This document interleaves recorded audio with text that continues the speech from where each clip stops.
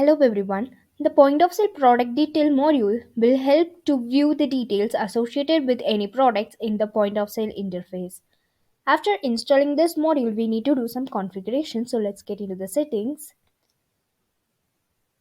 So here in the point of sale, to select any product field which will be displayed on the point of sale screen. And here we have selected some fields. Let's select some more barcode as well as the internal reference. Okay. So after selecting the fields, now let's save this one.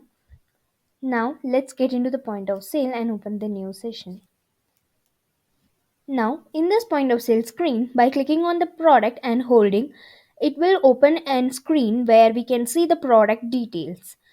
In here we can see an product name, barcode, internal reference, product type, sales price, point of sale category, cost price, as well as the unit of measure. In addition to that, we added a slider icon above the number pad. By clicking on that, it will hide the number pad. You can see that right away here.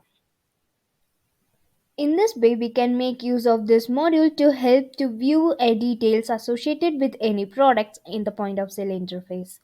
If you have any queries regarding this video, you can ask in the comment box.